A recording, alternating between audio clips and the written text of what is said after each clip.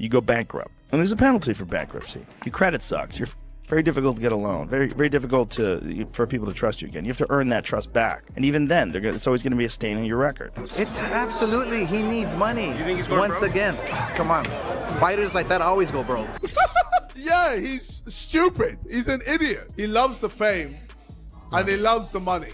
So ultimately, if you're just that money hungry and that fame hungry, you're going to just do whatever. You don't care what it is. Look, Joe Rogan completely went after Jake Paul here, calling out how these lawsuit allegations and rigged fight claims have basically ruined his boxing credibility forever. People are saying Paul's whole record is just smoke and mirrors now, built on hand-picked opponents and marketing instead of real skill. Even if these accusations get dropped later, nobody's gonna forget. That's how combat sports work. Once people start questioning if your fights are real, your wins become meaningless and your whole career turns into a joke. The damage sticks around way longer than any payday ever could. Because there's a price that you pay that is not worth. The controversy around staged fight claims went absolutely crazy after Jake Paul faced Anthony Joshua, with viewers calling out weird stuff they noticed during the whole event. People couldn't wrap their heads around how Jake managed to go the distance with Joshua when Francis Ngannou got finished faster, even though there's this huge difference in skill and knockout power. What started as this massive showdown between an internet celebrity and a legit former heavyweight king ended up with everyone screaming that it was all fake, from suspicious training videos getting leaked to strange betting patterns, plus analysts straight up saying this was pure entertainment dressed up as real competition. We're a week away from Jake Paul versus Anthony Joshua. What have we got here? As I look at it, for the fans, it put boxing still on the map because it keeps boxing relevant. Having exhibition fights like this, different celebrities and different things like that. I look at it as a fun thing for fans and stuff like that. I don't really take it seriously, because we in the business of boxing. That right there is just exhibition stuff. But I'm hearing they say it's a real fight. But yeah, it's a real fight because both guys are getting in a fight. I'm still the one that be thinking certain things are scripted as well too. So, but we'll see. I always say may the best man win, and main thing about it, may those guys go in there and have a hell of a lot of fun. Most analysts are calling this matchup completely ridiculous, pointing out the insane gap in skill, physical size, and fighting background between Paul and Joshua, with tons of people saying this whole thing is just a circus act instead of actual boxing. Here's a content creator with a 12-1 record going up against someone who held multiple world titles and battled the best heavyweights on the planet throughout his entire career. Experts keep hammering home how one-sided this looks, treating Paul like he's just there to collect a check rather than pose any real threat. This keeps feeding into everyone's suspicion that we're watching pure theater instead of legitimate sport. Jake Paul, fake Paul I call him, against Anthony Joshua. Massive unit, two-time world champ, still got a big punch. I think he's mentally fragile at world level if he goes against the big guns because of the knockout, especially the Dubois knockout when he got fucking splattered. You know what I mean? In round 5, and he got hurt early on and then got done. And he's not been in the ring for 13 months. Yeah. But can you see a world in which Jake Paul is competitive in this fight? No. No. Simon Jordan threw gasoline on this fire by straight up claiming Anthony Joshua could have finished Jake Paul whenever he wanted but chose not to. Jordan's argument was that the fight needed to be dragged out to keep Netflix happy, not because of any boxing reasons. He basically said Joshua's experience, power, and timing were so far ahead of Paul's that ending it quickly would have killed the whole show and disappointed the streaming audience. The fight supposedly needed multiple rounds, some back and forth action, and built up drama to justify putting it on such a huge platform for millions of viewers worldwide. Jordan didn't bring receipts for these claims, but his statements matched exactly what fans were already thinking. When streaming giants and massive money get involved, the entertainment factor can secretly become more important than actual competition, making everyone wonder if what they watched was even a real fight. Look at it. Jake Paul posted on Twitter after the fight, jaw broken, heart and balls intact. That's a good thing. Time to rest, recover, and return to cruiserweight. I mean, he's coming out of it as if, well, yeah, I got battered in the end, but boy. That's what he will do. I mean, it depends what you think this was. I mean, I never felt it was anything other than entertainment. I'm not surprised that Anthony Joshua could have knocked Jake Paul out anytime he wanted to. He didn't want to. So why didn't he? Because Well, when you're on a platform like Netflix that turns one-part episodes into a 6-part series, why would you think that part of their entertainment model is to have a 30-second fight? Why?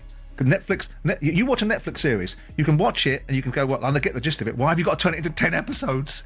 Because I'm dying with boredom after episode. Are you telling me that Netflix probably emphasised, listen, guys, take this as long as you can? Anthony Joshua didn't step, irrespective. I sat to all these guys, whether it be Spencer or Paul Smith, talking about the fact that Jake Paul couldn't run, didn't have the footwork to be able to move around the ring and get away from Anthony Joshua. Ryan Garcia jumped on social media after everything went down with some pretty direct thoughts that got the boxing community talking. Garcia posted that he gave Paul props for trying, but then he threw in this comparison with Gervonta Davis that really stood out. His post read something like, Tank would have hurt him way worse, basically saying Davis would have landed harder shots or finished the fight even more brutally than Joshua managed to do. Most boxing insiders are backing Garcia's take here, agreeing that this wasn't close to championship level competition. Even now that it's over, people are still trashing the decision to make this fight, with observers saying Anthony Joshua versus Jake Paul should never have been approved by anyone involved. I mean, look, fair play to Jake Paul. He has a lot of guts, and the fact that he wasn't carried out of this fight on a stretcher, you know, certainly I guess you can say is a positive. But what did I think about this? What did I think about Mike Tyson versus Jake Paul? Look, it felt like Anthony Joshua carried him. It felt like Jake Paul brought in as much of a negative anti-style as possible, circling away, constantly holding Joshua, constantly falling to the ground. Again, while you're certainly going to give respect for the YouTube star turned fighter for having the guts to put on this type of show and to stand in there for as long as he did until a clean right hand in the corner when Paul was absolutely exhausted, dropped him and ended the fight. This is not elite boxing. And we knew that coming in, but if these fights are going to be sanctioned as official fights, like the Mike Tyson fight from last year, like this one, Making things worse, Oscar De La Hoya brought up Jake Paul's fight with Mike Tyson, claiming that one was rigged too. De La Hoya's theory was that Paul basically paid Tyson to let him win, pointing out how boxing experts noticed Tyson seemed to be coasting and wasn't bringing the same energy you'd expect in a real professional fight. De La Hoya made it clear this wasn't just a one-time thing, hinting that Paul's been setting up fake results throughout multiple fights in his career. About how staged this fight was. I do believe it was scripted. What? And I believe that Tyson was certainly held back. What? Look, I'm a fighter and I can see it. It goes on the record and it was sanctioned. What? So Jake Paul paid to get the W on his record? Bruh. For what? For your own personal satisfaction? Bruh. I keep telling you, if you want to be a real fighter, like you say you want to be, what?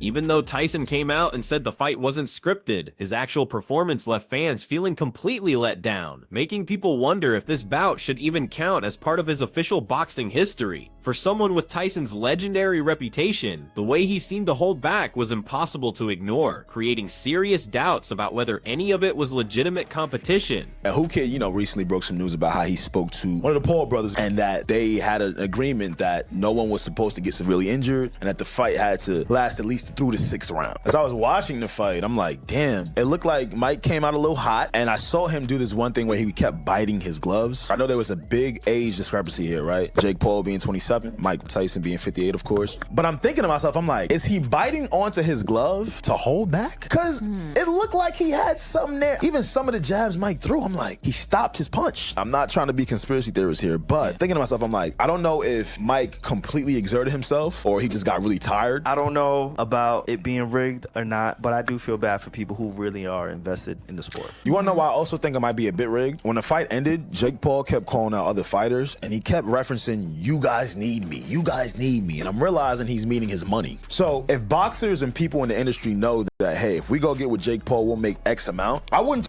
remove it completely. During Jake's bout with Tyson, analysts kept pointing out these weird contract rules that seemed designed to help Jake succeed. The biggest red flag was supposedly a penalty clause that would cost Tyson money if he knocked Paul out too quickly. This made everyone question whether the fight's result was decided by legal paperwork instead of what actually happened in the ring.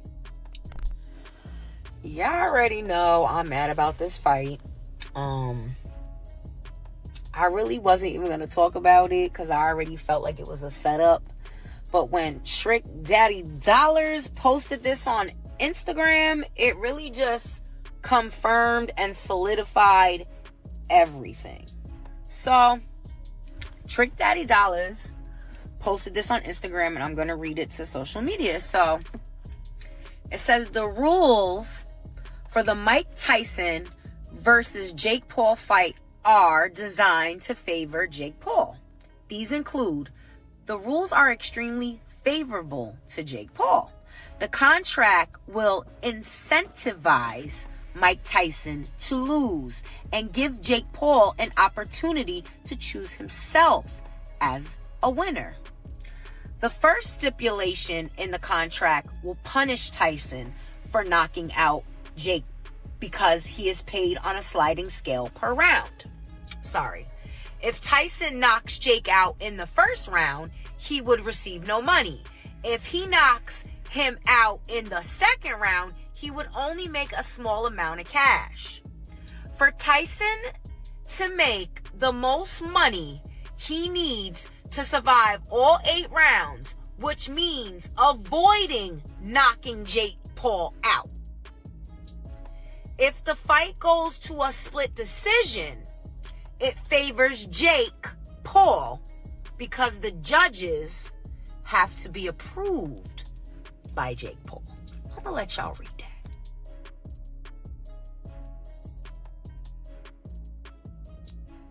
I knew it was a setup. Because you know what? Mike Tyson had a lot of open air opportunity to smash Jake Paul. And he didn't do it. And I'm just like, David Hay brought up another angle, saying Paul might be making a huge mistake thinking he can handle a real elite fighter. Hay's point was that Paul has gotten comfortable with these allegedly fake fights and now believes he can cruise through Joshua the same way. But here's the problem. Joshua apparently turned down any scripted deal and demanded this be a straight-up real fight. Hay explained that this creates a massive problem for Paul, because now he's stepping in with someone who actually wants to hurt him instead of someone who might go easy for money or attention. Is Anthony Joshua going to go into this fight with Jake Paul with the same mindset after seeing him fight on a beat on points a 58-year-old Mike Tyson? My opinion is no. I think he feels zero fear in this fight.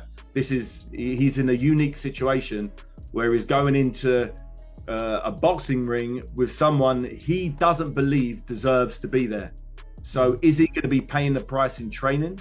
Is he going to be getting those early nights? Is he going to be pushing himself in sparring to get the very best out of himself, like he did for the Ngannou fight? Unknown. I don't know. I don't think he will. I don't think he'll want to risk having any hard sparring just in case he gets injured. Because if he gets injured, he misses this $75 million payday against someone he doesn't believe will be good enough to be a legitimate sparring partner for him. You know what I mean? So it's a very unusual situation, very, very unusual.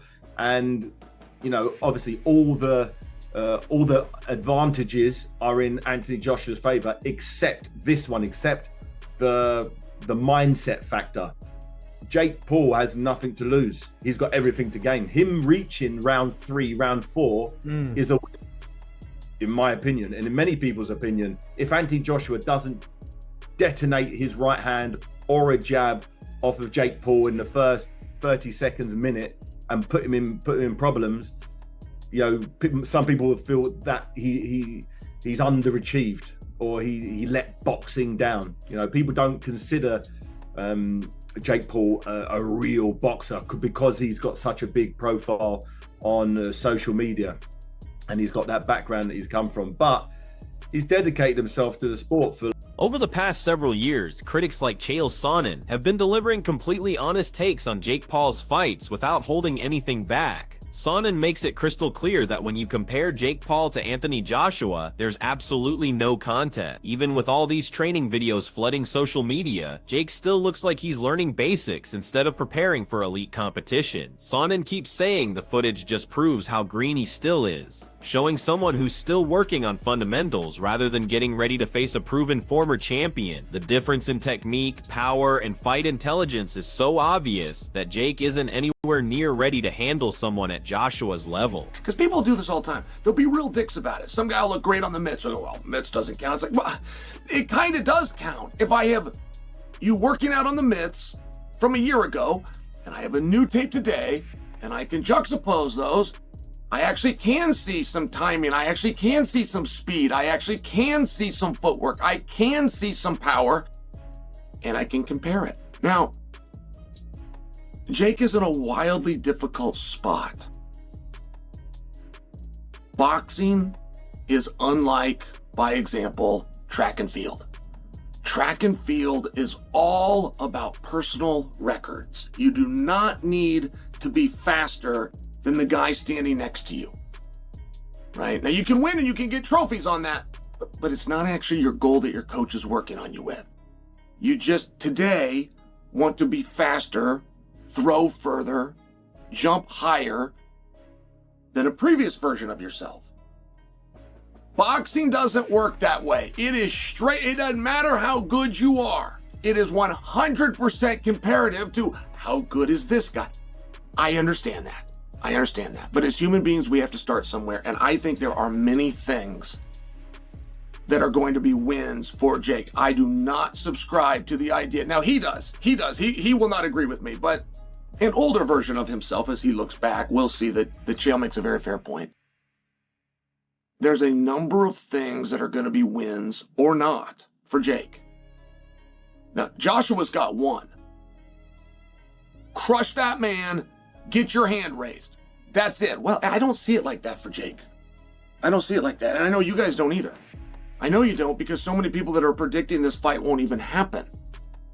Or that are predicting if this fight happens, these guys are going to be nice to each other. What does this word exhibition mean? Right? There's all these things where you're trying to take away, and you're not necessarily wrong. If Jake just showing up would be considered a victory. Even with all this drama, real money is being wagered on this fight, and the betting activity has become another piece of the controversy surrounding Paul versus Joshua. Regular fans, casual gamblers, and some celebrities have been placing serious bets on different outcomes, which keeps adding to the debate about whether this is legitimate sport or pure entertainment. But Rogan's reaction to Jake Paul getting knocked out by Anthony Joshua was actually giving credit where he thought it was earned. Rogan said it was legitimately impressive that Jake survived 6 complete rounds against a proven heavyweight destroyer like Joshua. He reminded people that most critics overlook the enormous difference in experience, power, and ring intelligence between someone who started on YouTube and a former world champion. While getting knocked out was always going to happen, Rogan stressed that lasting that long demonstrated real heart, dedication, and serious conditioning, even though it couldn't make up for the skill gap. Look, that guy did great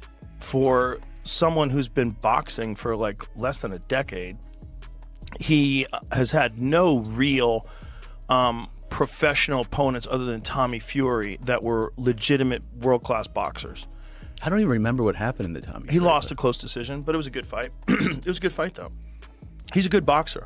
If he wasn't a YouTuber, people would be way more impressed with him. Yeah. The problem is he was like a famous kid, and then no one took him seriously. Yeah. But oh, and then he started too with like more spectacle-ish fights. People were like, "Oh, this is you." He fought, Nate Robinson, like a basketball player. But the thing is, he knocked Nate Robinson He knocked him dead. the fuck out. And yeah. it's the way he did it that I was trying to tell people. I'm like, no, that was skillful. So like, there's like boxing matches where you see two guys just slugging it out. One guy lands a punch, and yeah, he landed a good punch. What Jake did is he slid back and landed a punch. Yeah. It's like the athleticism along with the intelligence, the technique. I'm like, he's not even doing it that long. And he's also hyper competitive, even though he's wealthy. Yeah. Like you would assume that wealth would take away your drive for But competition. it hasn't, He's also nuts, right? Just Yeah. the fact that he's willing to fight the 2-time heavyweight champion, former Olympic gold medalist. Yeah. A guy who's gigantic in his pride, built like a Greek god. Yeah. And you're going to stand, and he's a one-punch killer.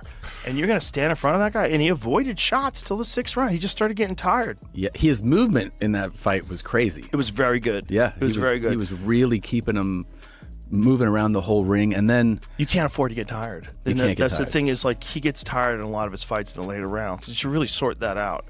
Because if he had a much bigger gas tank, like if he was training with like some of these elite world-class strength and conditioning coaches and just worked on his cardio, he'd be beating way more guys. You think so? Absolutely. Rogan gave Paul credit for showing heart during the fight, but he made it clear that absorbing punishment like the shot that broke his jaw in multiple places can cause permanent damage and shouldn't happen again. He emphasized that the physical and mental consequences in fighting often aren't worth the money and attention, pushing Paul to prioritize his long-term health instead of chasing more dangerous matchups. Rogan pointed out that repeated head trauma comes with a serious cost, including possible brain issues and mental health problems, and suggested Paul should think about walking away while he still can instead of risking more serious injuries. Bro, he got hit with a bomb. Breaks his jaw in 2 places. The thing is, I would hope that he recognizes is right now he's doing great and he's only, whatever he is, 28. There's a price that you pay that is not worth it. And that price is a severe brain imbalance that's going to lead you to addiction. That was real damage. The inside of your head. There's a lot of damage going on in there too. If he doesn't have your respect after that fight, that guy did great for someone who's been boxing for like less than a decade. He's got nothing but respect from me. Do you think Jake Paul's fights are really scripted, or is it all hype? Drop your thoughts in the comments.